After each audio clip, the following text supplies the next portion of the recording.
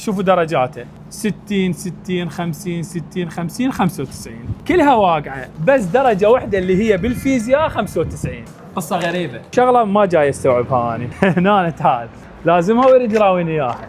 كانت كل المواد انا ما احبها صراحه. ايه مو يمها كلها. ايه واقل وحده احبها هي الفيزياء. دخلت يم مدرس اللي هو استاذ امجد فخري، خلاني احب الفيزياء بس. شلون امجد بينات؟ قالوا لي تعال شوف تدريسه وشوف درجاته. والله العراق مدرس حلاوي ماخذ على حي الجمعيه وشارع 40. ماخذ عليهم يعني شنو يتعرق اصابه عنده؟ لا مو قصة، بس بالتدريس. زين تنصح لي انقل قصصه للناس؟ سوي له سلسله.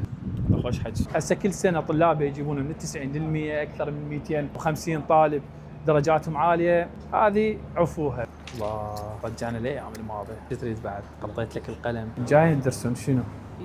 فيزياء. فيزياء. يمن امجد فخري.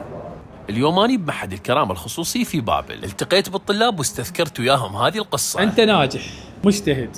لا مو مجتهد. ليش مو مجتهد؟ مو مجتهد بس خل اراويك شغله. 95. ليش حصل هيك درجه؟ جاي من جنوب افريقيا لكم تساعد. مو استاذ امجد حتى الماده يحفظ هيجي؟ طبعا. مو انت اذا مدحته هسه المفروض ما ياخذون من عندك فلوس. اروح للمدرس نفسه باثناء تدريسه نساله عن هاي القصه. استاذ امجد عندك قصه حدثت سنه 2022، قصه غريبه. هي مو قصة غريبة، يقدر كل طالب بأي مادة إذا درس مضبوط واختار المدرس الصح يقدر يحصل 95 وأكثر. يعني شيء غريب والله، يعني شيء غريب. 95. هو هسه حصل يمك 95، أي 95. يم غيرك اقل. أي. أمجد فخري مدرس فيزياء عند الكثير من طلبة السادس إعدادي، إضافة إلى القصة اللي شفتوها هواية قصص عنده. استاذ امجد ايضا يقدم مساعده وخدمه للناس والطلاب المحتاجين، عوائل الايتام والشهداء.